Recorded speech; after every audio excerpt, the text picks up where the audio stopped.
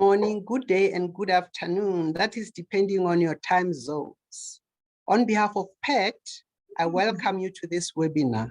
The theme of our webinar today is Shaping Futures, the social service sector's transformative role in supporting children and adolescents living with HIV.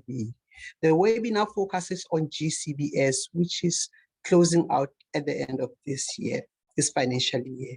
Just to give you a brief overview of GCBS, which is the Government Capacity Building and Support Program, focuses on developing the capacity of the Department of Social Development to provide services to vulnerable children, reducing incidence of HIV and AIDS and violence against children as well. The partnership started in 2013 between the Department of Social Development and GCBS through funding provided by USAID through the PEPFAR program. And this program has run for 10 years. The GCBS program focuses on 3 objectives. Their objectives, second slide, please.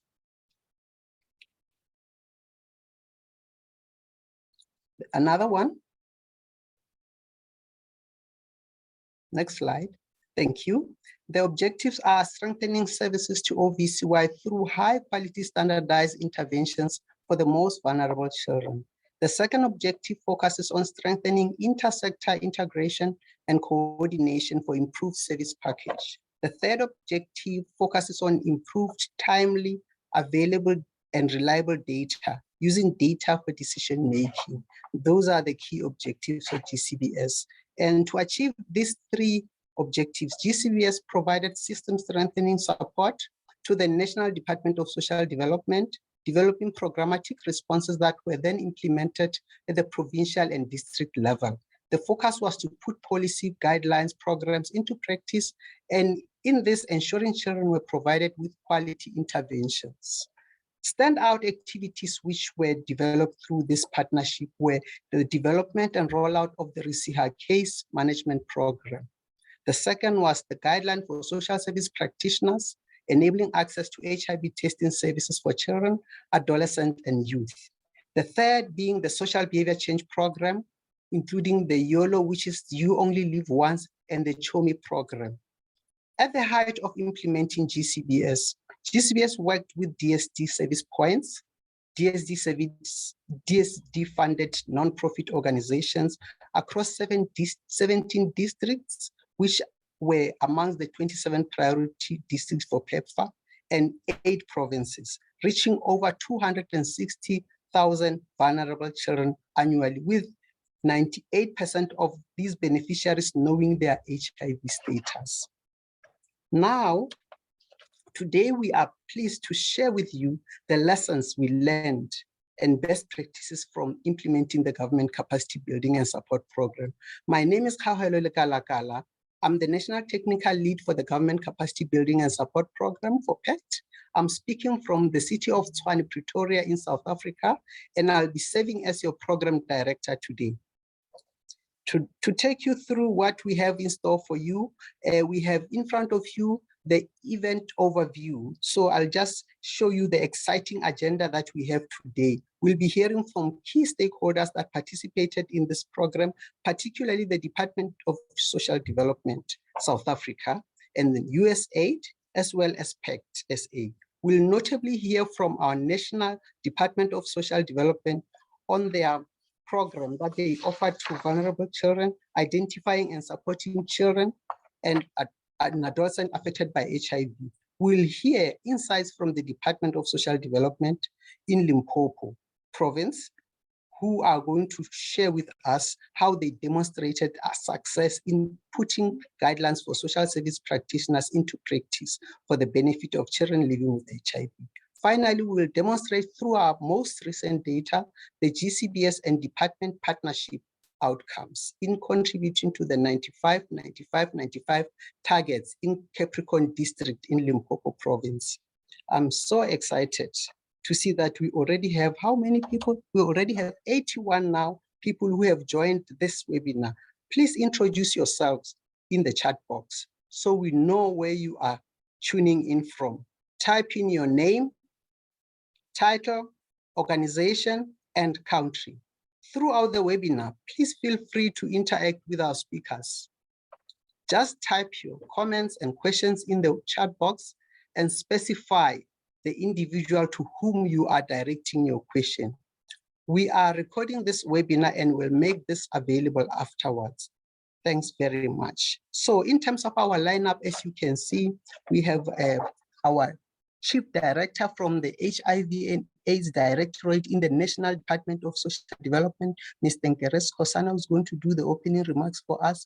We have Usigazi Fuchani, who is the Deputy Director in the HIV Directorate responsible for capacity development. She's going to share with us the transformative care for vulnerable children and youth and how the guideline for social service practitioners were rolled out. And then we're going to have Patricia Njie from Limpopo province at provincial level, who's going to be sharing with us how they use the multidisciplinary approach to make sure that they provide integrated service delivery to children and adolescents living with HIV. And then we have our champion, of course, Tintswalo Mitileni, our social worker. She's also going to share with us how she put into practice theories and practices that were documented in the guideline for social service practitioner. And then our M&E advisor, regional M&E advisor, Hlengiwe, then will highlight to us how the data has helped us to make sense of the work that we're doing on the ground. And then lastly, we have Ms. Anita Simpson. Anita Simpson is the Acting Office Director, Bilateral Health Offices USA. She is our AOR and she's the pillar of strength for our program. Thank you. Without further ado, colleagues, I'm going to be calling Mr. Nkeres Kosana to kindly open this webinar for us. Over to you, Mr. Nkeres Kosana, our Chief Director for HIV and AIDS at the National Department of Social Development. Over to you. Thank you very much, Director of Programs, Dr. Gaugelo Kalakala. Let me first extend greetings to Ms. Anita Simpson, the Acting Office Director, Bilateral Health, USAID, to all distinguished guests who have joined us from all over the globe. Ladies and gentlemen, good afternoon. Today marks the achievement of another milestone in the long partnership between the government of South Africa, represented by the Department of Social Development, and the government of the United States of America, is represented by PEPFAR and USAID. We are gathered today, albeit virtually, to take stock of the great work that the partnership has delivered on over the years. Since 2013, USAID and PEPFAR invested in the Government Capacity Building and Support Program, a program aimed to strengthen the capacity of the Department of Social Development to provide services for orphans, vulnerable children, and youth. Pact South Africa was contracted to work with the department to identify opportunities for systems strengthening interventions that would ultimately lead to provision of improved quality of services. This resulted in the development of policies, procedures, guidelines, and programs that focus on improved service delivery. The GCBS program employed a team of social workers and health referral and linkage practitioners to work at provincial and site level with the department at their service points, and as well as department-funded non-profit organizations, providing services to highly vulnerable children. The partnership between the department and GCBS emphasized provision of services to the most vulnerable children, focusing on children and adolescents who are HIV positive. In the past, services to these children were predominantly led by the Department of Health through healthcare workers and community health workers, while the role of social development through social service practitioners, which included social workers, social auxiliary workers, child and youth care workers, and community caregivers, was not clear. Hence, these children were not being prioritized. HIV infections have declined among young women in many parts of the world, but adolescent girl and young women, those aged between 15 and 24 years, in sub-Saharan Africa, are up to 3 times more likely to acquire HIV infection than their male counterparts. And this is according to the Global AIDS Strategy 2021. South Africa accounts for 36% of those infected in the region, reporting 7.5 million people living with HIV and AIDS, with an estimate of 270,000 being children aged between 0 to 14 years. And this is according to the UNAIDS effect sheet of 2022. In response, South Africa has the largest population of people living with HIV, coupled with the largest antiretroviral treatment program in the world, reaching 5.5 million people in 2021, accounting for 74% of all infected people. South Africa remains part of the 95, 99, 95, 95 goals. And even so, most of our children 0 to 14 years, whose data reflected 85 for those knowing their status, 66 for those who are on treatment, and 68% for those who are viral suppressed. So this is a concern indeed. DSD's response was the development and rollout of the guidelines for social service practitioners, enabling access to HIV testing, treatment, and adherence support for children, adolescents, and youth. These guidelines support risk assessing all OVCY for vulnerabilities to HIV and AIDS, and to ensuring that all those at high risk access HIV testing services. The guideline further provide for an intervention approach for those children found to be HIV positive that supports adherence to antiretroviral treatment and obtaining viral load suppression through supportive disclosure and adherence counseling. Over the past 5 years, the department, with the support of GCBS, has actively rolled out the guidelines and ensured that the response to most vulnerable children is in place, guided by national department, supported by the province, and including the provincial department, ultimately the community level, the local service office of the department, as well as civil society through funded non-profit organizations. An increase in non-HIV status was recorded, with only 9% of beneficiaries knowing their status in the financial year 2018, to 99% knowing their status by the end of financial year 2021. This is commendable indeed. It shows the kind of impact that this intervention has made. Of the beneficiaries reached in financial year 2021, 2,975 were children and adolescents living with HIV and AIDS. These beneficiaries, therefore, accounted for 35% of all children reached. This was a massive shift from 167 children and adolescents living with HIV being reached for financial year 2017. The shift in service delivery to children and adolescents living with HIV is credited to improved working relationships and partnerships between GCBS team, Department of Social Development, Department of Health at clinic level, and PEPFAR-funded district support partner ANOVA. And all of this is in line with what the NSP for HIV, TB, and STIs advocates for a multisectoral response to the pandemics.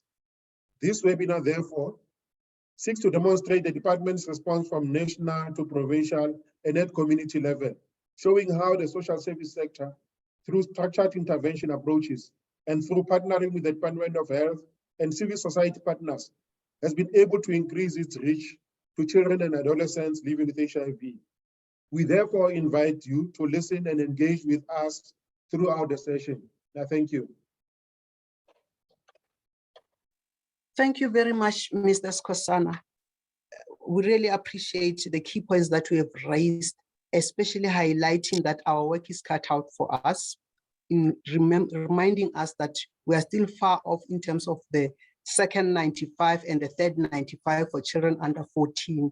And we really also appreciate your mention of the successful partnership that we have with USAID and GCBS and the department in ensuring that we are reaching out to children, and the importance of the social service workforce in contributing to achieving the 95-95-95 targets. We cannot overemphasize what you also mentioned about the importance of structured guidelines to support the rollout of services for children and adolescents living with HIV.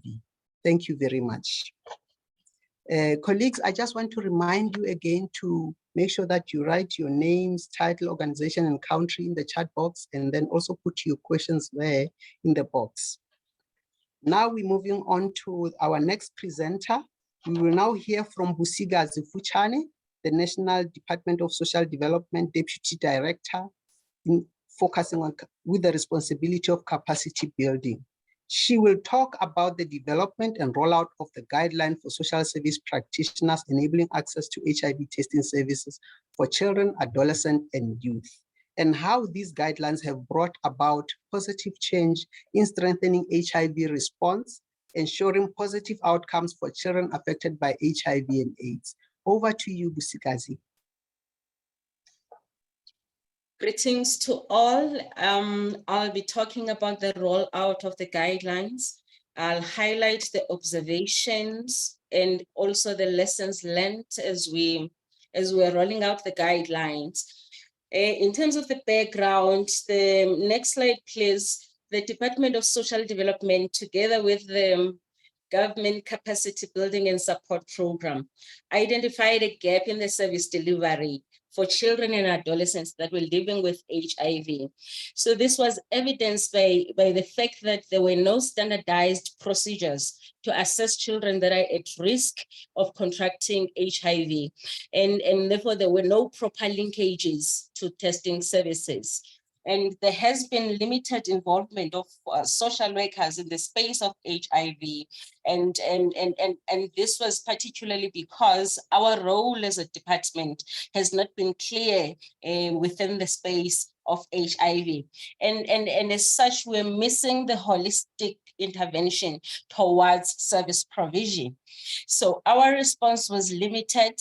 We could not meaningfully contribute towards the achievement of the NSP, the National Strategic Plan of the country, and also the contribution to the 95-95-95 targets. Next slide.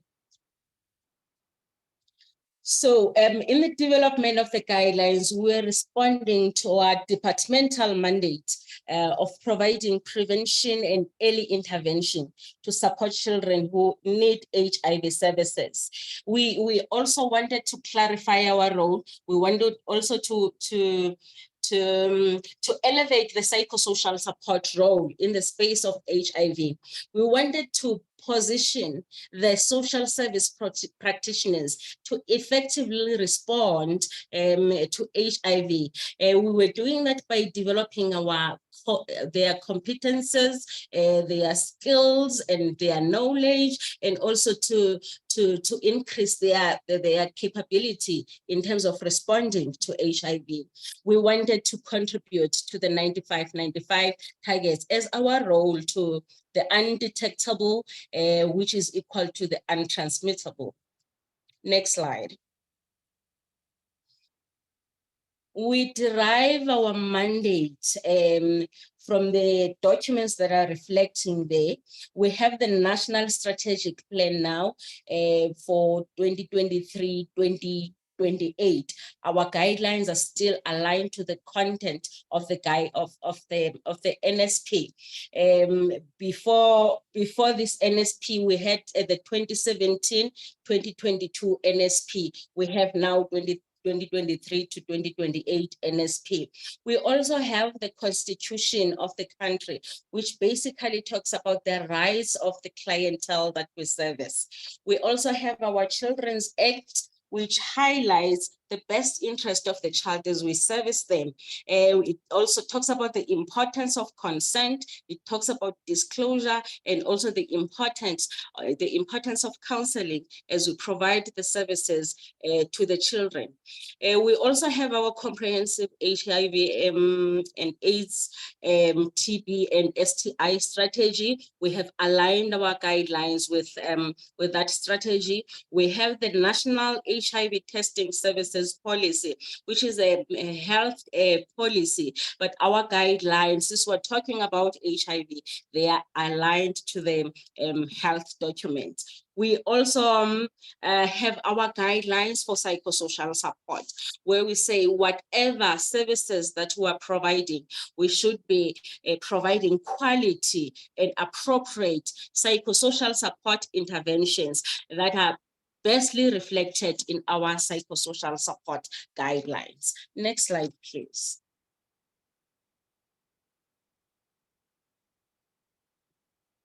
So we developed the guidelines, and since 2019, we have conducted trainings throughout the country using the train the trainer approach.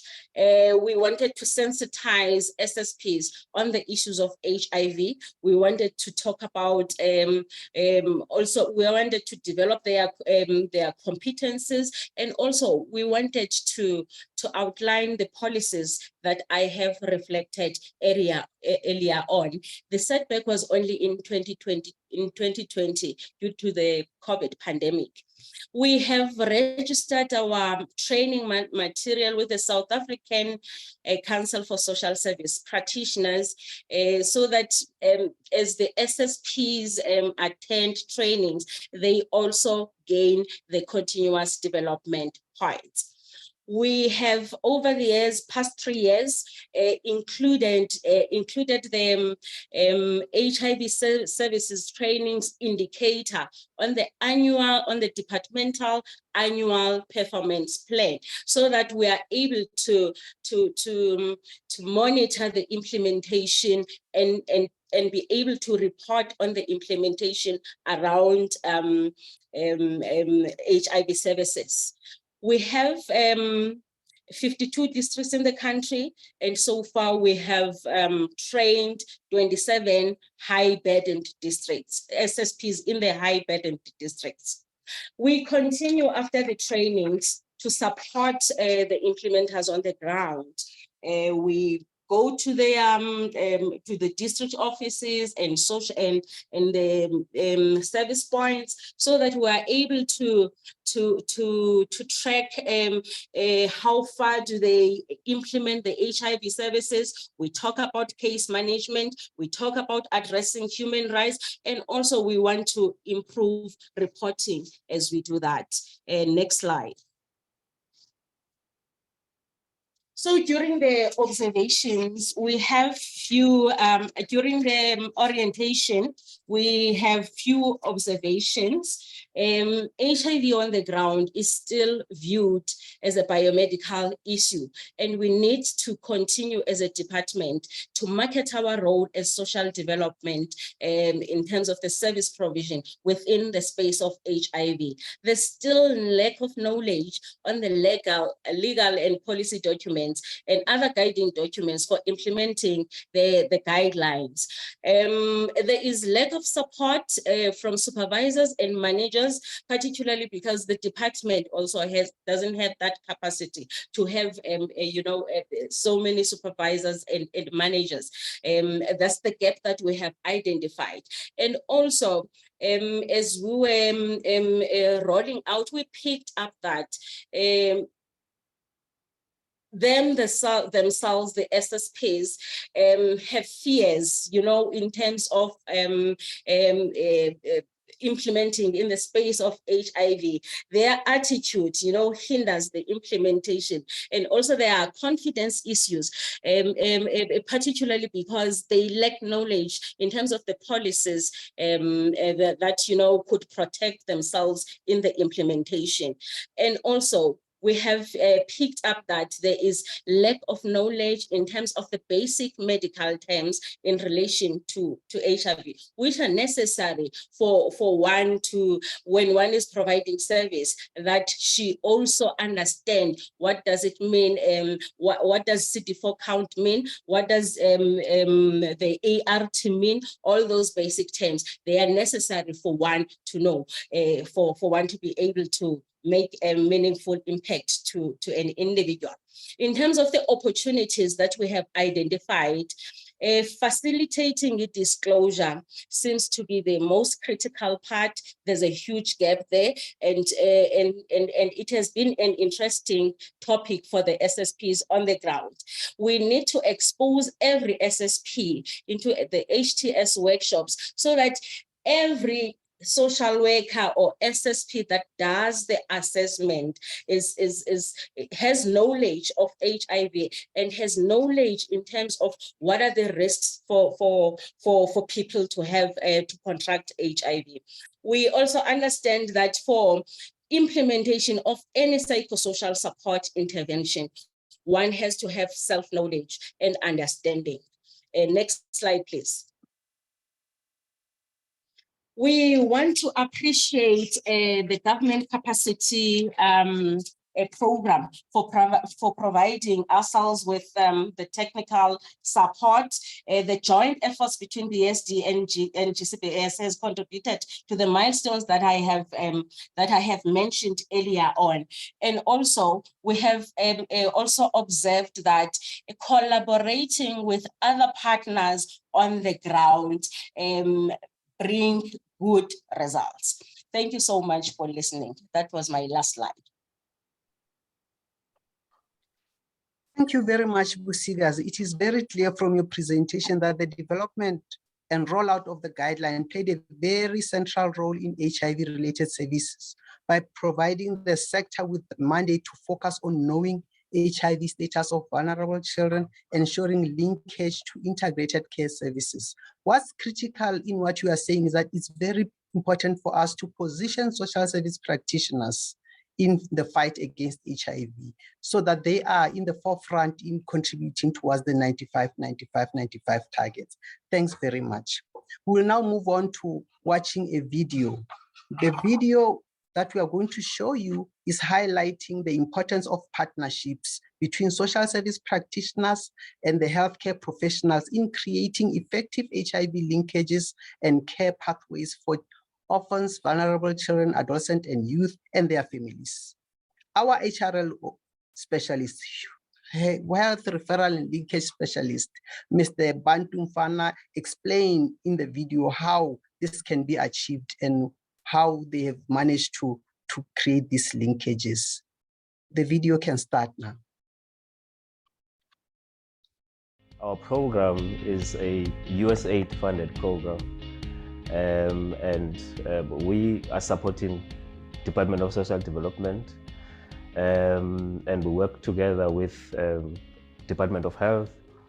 And what we have seen is that there's a disconnect, between Department of Health and Department of Social Development. And through this USAID funded program, we are trying to bridge that gap, right, between the two departments.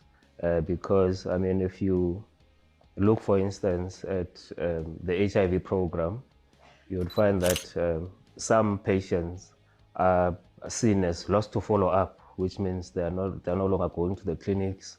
The ultimate goal, actually, of our medication, of the ARV medication, is to become virally suppressed, right?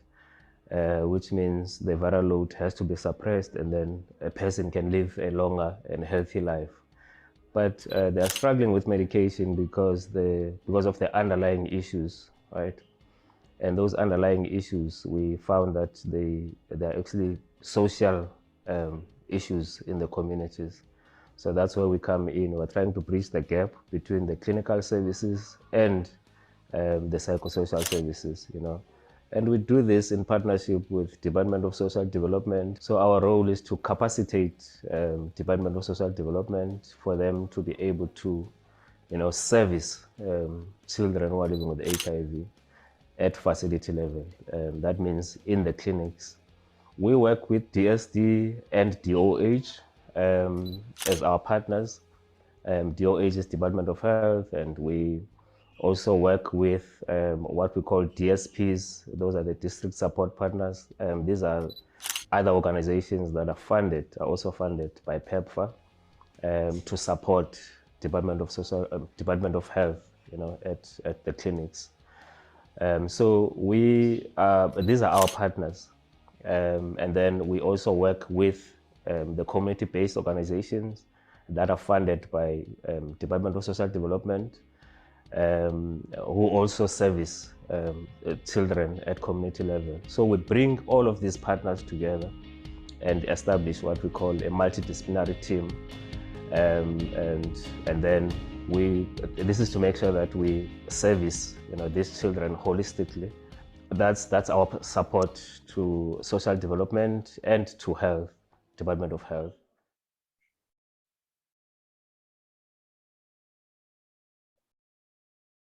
Our program.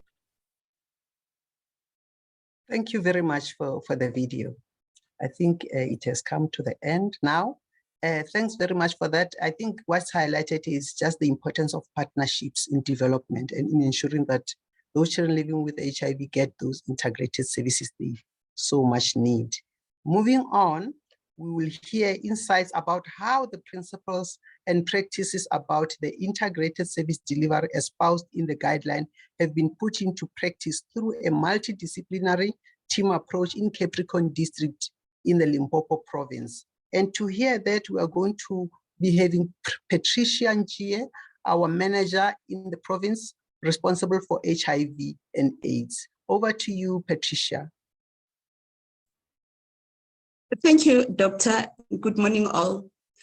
I'll be presenting on spotlighting the multidisciplinary team model developed through the implementation of the SSP guidelines in Limpopo province. As previous speakers have already mentioned, our social workers went through the training of the guidelines on social service practitioners enabling access to HIV services. But as to when we do the support visits to the service points, we realized that some of the service points are not yet implementing the guidelines as expected. And it was due to the fact that some of them didn't even know where to start because of the lack of the Department of Social Development.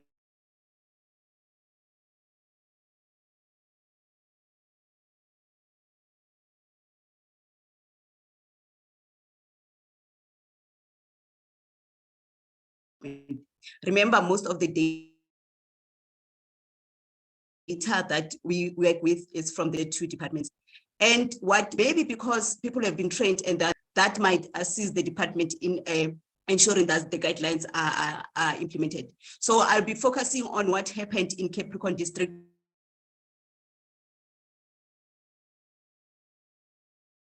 as it is one of the 20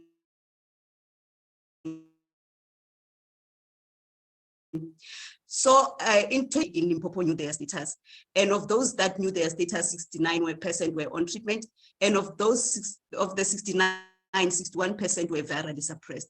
Next slide.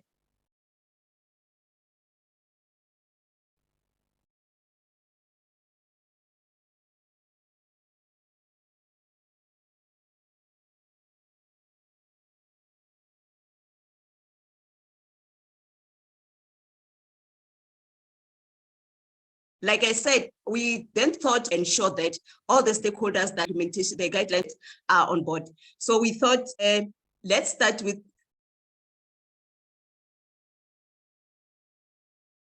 the host has stopped my video.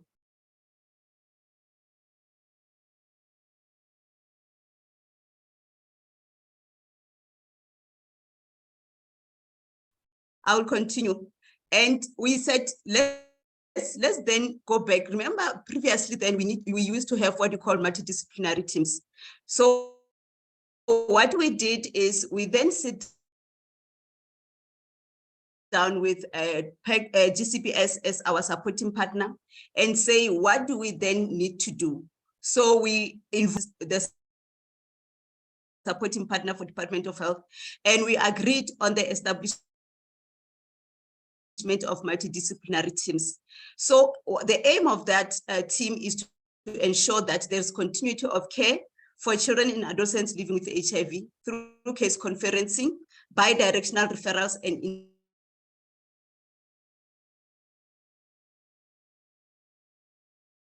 integrated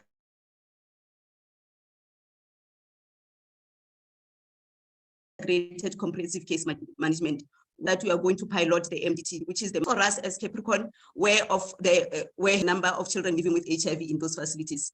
And we then sit down with identified other stakeholders that can form part of the multidisciplinary team. And those were our community caregivers from our NPOs that are supporting Department of Health, and also that are supporting Department of Social Development, and also the community healthcare workers from Department of Health.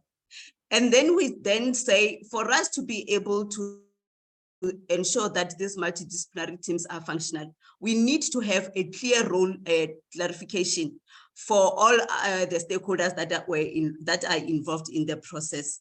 And also we need to have develop a referral pathway and the tools and the mechanisms that this team will operate based on. Next slide.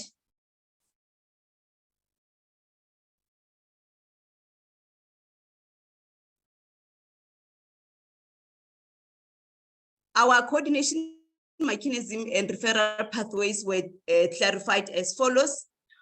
Department of Health's role in the MDT is to provide, test and treat for our children and adolescents living with HIV, those that we have referred and those that have done self-referral, and also to enroll our beneficiaries into ART, which is our antiretroviral treatment, and support adherence, and also to monitor responsible for referring children and adolescents living with HIV with are interrupting treatment or which are lost to follow, those that are not taking their treatment as expected, for tracking and tracing so that they can be reinitiated on ART. And on the clinical part of the ANOVA is the supporting partner for health. So they're also doing lay counseling and managing adherence support groups and strengthening linkages with social development. What we do is we refer cases for HIV testing services. We also assist with tracing the treatment interrupters. Like I said, we also roped in our NPOs that are doing home community-based care services. So the caregivers are also assisting in tracing our treatment interrupters. Treatment interrupters, I mean those that were supposed to go back and to go for review and get treatment, but they didn't, they missed their appointments.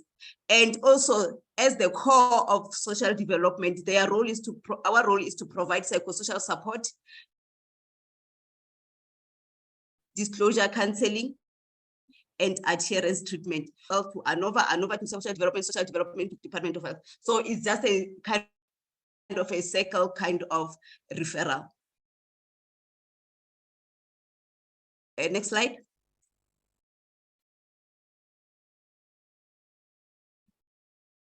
And here I'm just going to give you a glimpse of the achievements that the multidisciplinary team were able to achieve. And this is the results between April 2022 and September 2022. So like I said, we have identified 10 facilities, but then on this slide, we are going only to focus on those slides that had their 2 multidisciplinary team meetings. The other facilities, by the time of this report, they were only having 1, and we couldn't gauge how far did we go. So as per the report here, we had 36 children who missed their appointments at the start of the multidisciplinary team meetings. And we were left with 19 that have missed treatment. This translates 36, we already managed to trace and reinitiate 17 children on ART. So it is an achievement of 47%. So from the 36 that we found in the 4 clinics during the first MDT, we were able to trace 17 and left with 19. And the tracing and reinitiating on ART is continuing. Next slide.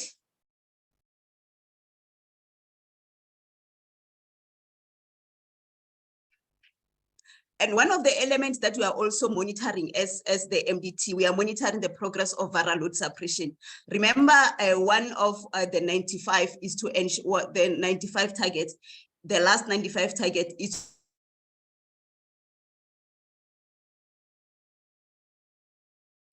to ensure that all suppressing. So we are also monitoring. When we started in our first MDT, I'm not going to go facility by facility. I'm only going to focus on the total, the overall total that is on our extreme left of the slide. When we started in our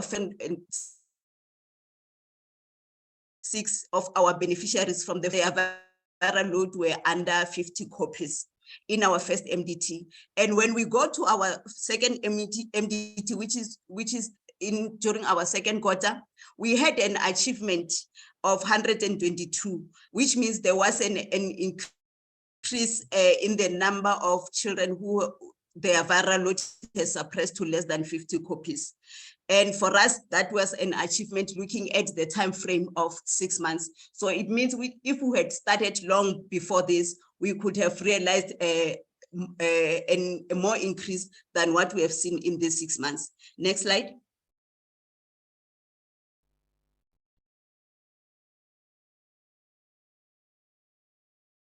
Then what were the lessons learned during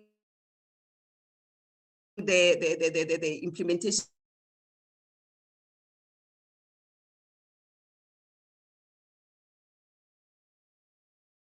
of this approach? Is we have realized that effective provision of intervention by all stakeholders. So we need to be able to achieve the 95.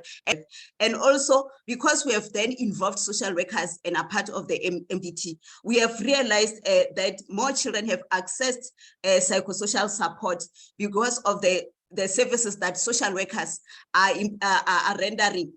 For example, they do the home visit, they assess their family circumstances, and then they intervene depending on what their family needs that have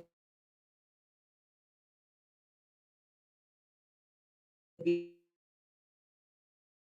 identified, and living with HIV and AIDS within the psychosocial support. And also two of the 4 clinics already established their support groups, because for us to sustain this program and to ensure that our beneficiaries continue to receive services, support groups are very essential. And we are saying continuous implementation of the SSP guidelines for HIV services enabled access to HIV testing services. Remember what we said to say, each and every stakeholder has to ensure that all the beneficiaries that they're serving know their statuses, where if they tested positive, they are put on treatment, and also their viral load is suppressing, and they receive comprehensive services through our MDTs. And what we can say is, if we have a common goal as partners, then we are able to ensure that there is an improved access to antiretroviral treatment and increased viral load suppression. But again, there were some challenges that we have experienced. It was just not a smooth riding, especially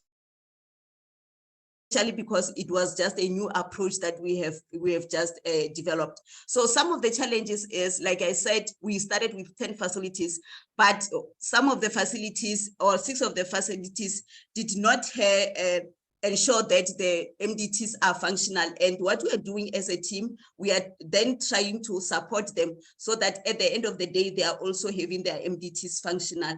And we have not yet being able to trace all the families as expected because of the challenges that we have experienced on the way.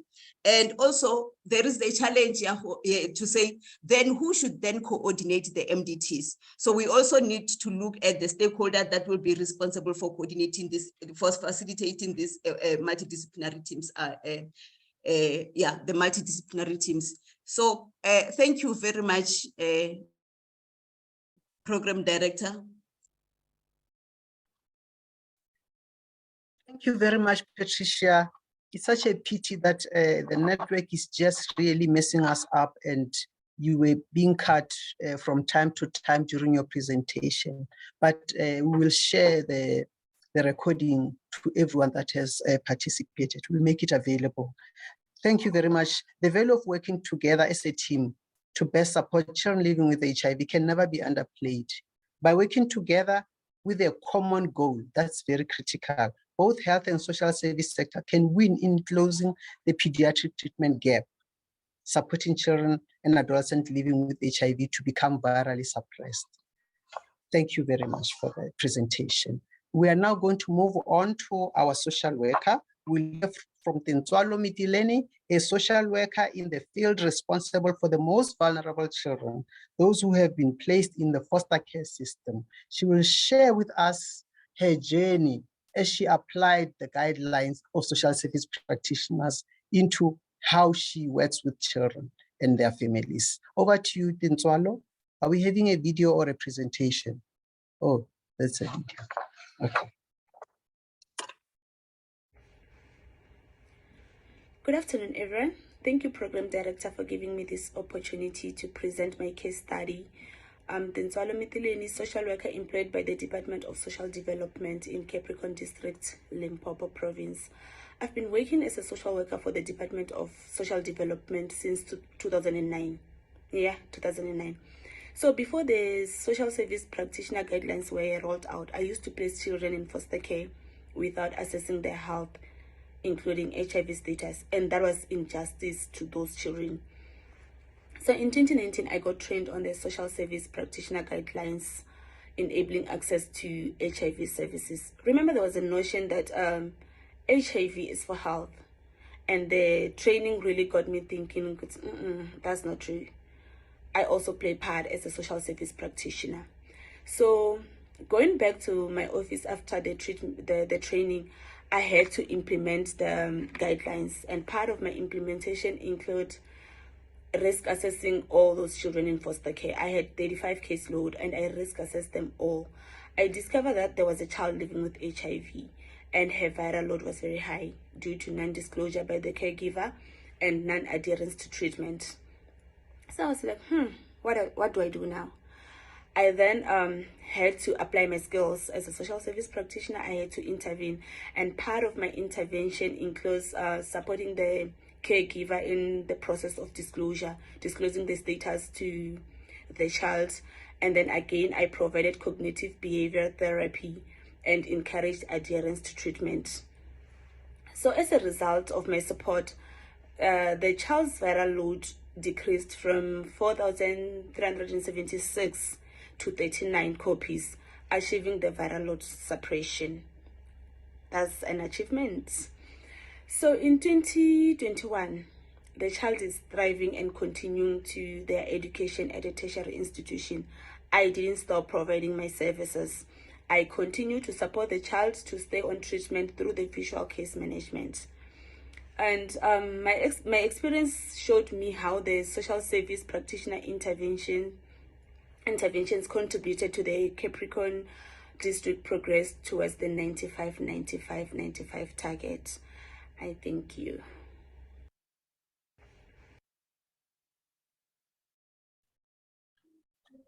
Thank you very much, Ntswalo. What an impressive piece of work. Well done. It is inspiring to see how you have embraced the practices outlined in the guideline, demonstrating that knowing the HIV status of the children you serve can be life-changing. This demonstrates the mission of the Department of Social Development for all social service practitioners to embed the HIV services interventions in their daily operations, ensuring comprehensive psychosocial support is offered to build resilience in all the children they are serving. I like the fact that you are highlighting the importance of retention in care, making those necessary follow-ups. Thanks very much.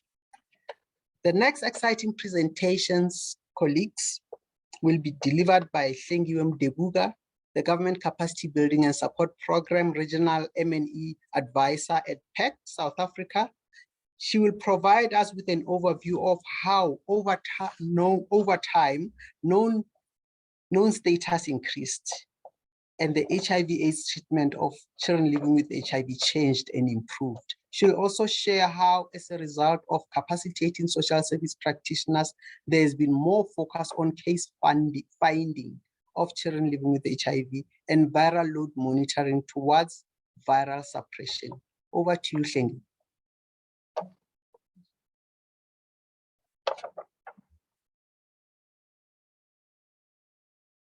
We can't hear you, you are muted. Thank you, Program Director. Good afternoon and good morning, colleagues. My presentation will really focus on data that will highlight social service sector response to children and adolescents living with HIV. Next slide, please. My colleagues have demonstrated in detail how the guidelines for social service practitioners improved HIV services for children. And my presentation today will just highlight how HIV testing and treatment cascade change over time for children under the ages of 18. And this is in districts and sites that are supported by the government capacity building and support program. The graph before you illustrates changes over time and aligns that with the processes that were followed in the development of the guidelines for social service providers. The guidelines for social service providers were implemented between 2017 and 2018, and they were piloted early 2019 and were rolled out late 2019. Now, in trying to summarize this graph, I will adopt a bottom-up approach, starting with the bottom layer of the graph. The bottom layer of the graph highlights the percentage of children with known HIV status. If you look at the graph, you'll see that as the guidelines were developed in 2018, the percentage of children who knew the HIV status was 11%. But that increased significantly in FY 2020 as the guidelines were rolled out. And we are sitting at 98% today. The second layer from the bottom talks to the first 95 of the 95 targets.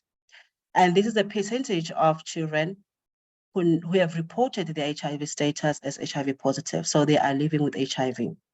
If you look at this graph, you again identify an upward trend for these children.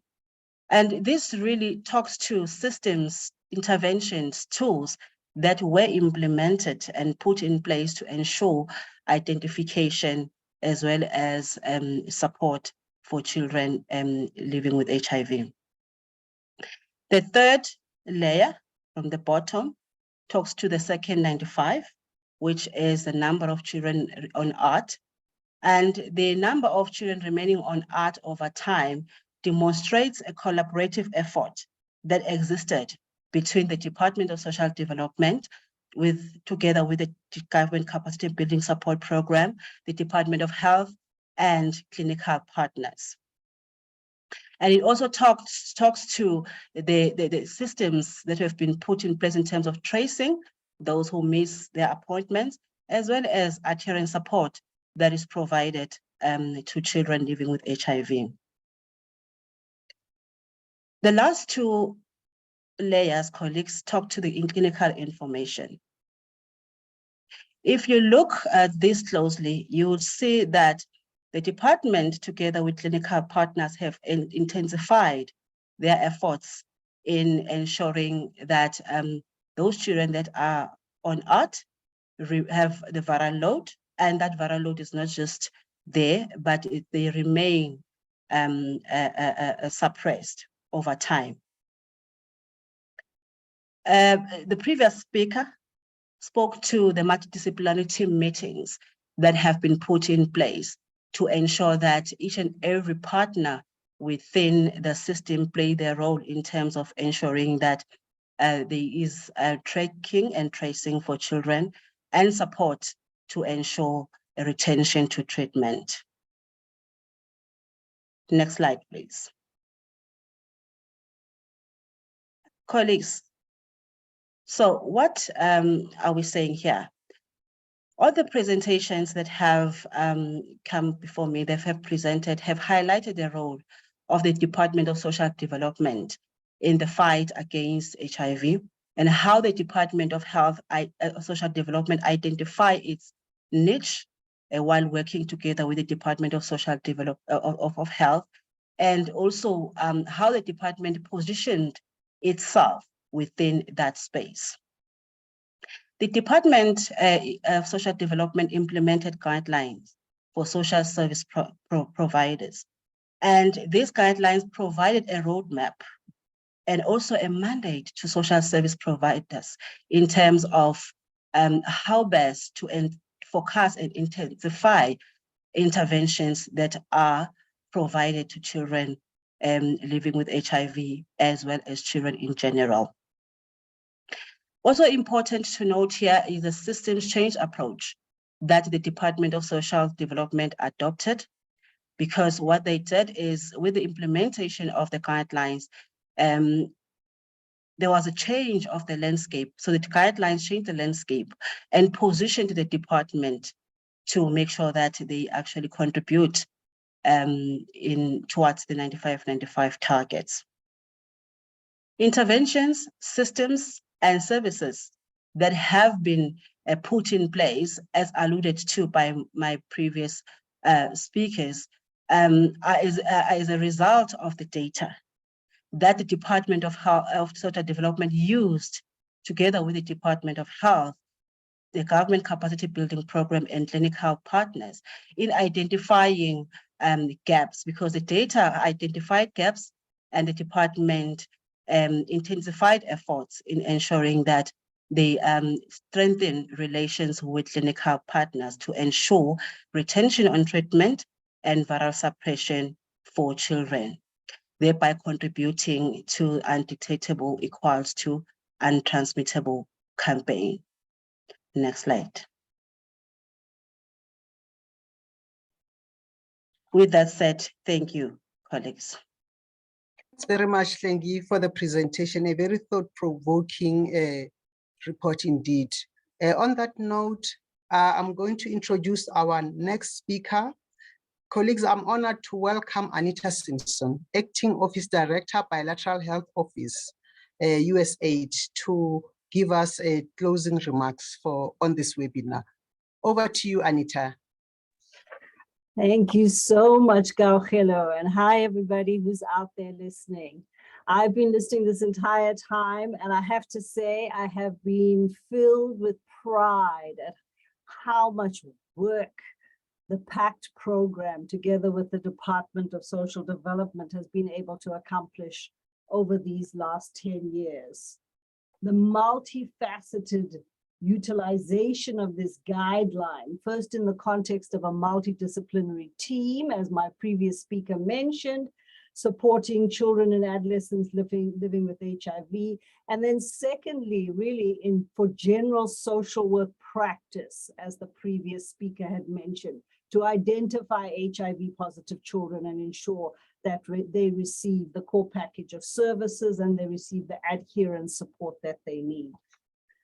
We spoke earlier about how important it was for the social service professionals and the health professionals to be working together in a team to find the children that are positive and get them onto ART. We know that South Africa has a very large pediatric gap, and our job is made so much easier when we are working as a multidisciplinary team, as Nkere also mentioned in his speech.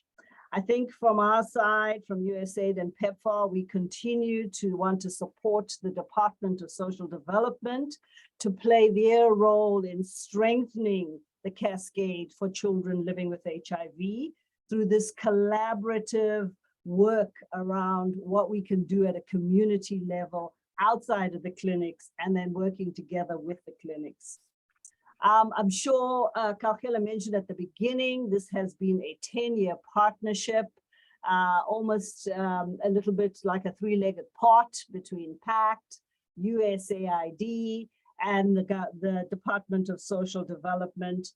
And we have tried to be as innovative as possible when it comes to co-creating a program that strengthens the department's ability to respond and support and provide strong guidelines that the social service professionals can utilize. I think as we move forward, we're looking forward to really working together around disclosure and adherence programming, and making sure that the PLA children living with HIV know their status, and that we are supporting their parents, because it is the parental guidance that we also want to make sure that the parents are aware of what pills the child is taking, and to support the child if we need to talk about disclosure and issues of that nature. Kaukelo, I just want to say to everybody that this has been a most interesting afternoon. Thank you so much for being such an excellent chair and MC. And from us at USAID, we have loved participating in this program, and we will continue to work very closely with the Department of Social Development in the future. Thanks very much, Kaukelo. Back to you. Thanks so much, Anita. This brings us to the close of this exciting webinar. On behalf of Pact, I hope this has been enlightening for you. I would like to thank everyone that has actively participated in this landmark GCBS program, and the government of South Africa, PEPFAR, USAID, our clinical partners, and all other partners that I may not mention. Together, collectively, colleagues, we increase reach for those most vulnerable children. We have come to the end of the webinar now. Please make sure that you make contact with Pact. We'll do our best to make sure that we distribute the recording so that you are able to get access to the material. I noted that most of you were saying you need the recording, you need the slides. We'll do our best to share. On that note, thank you and goodbye.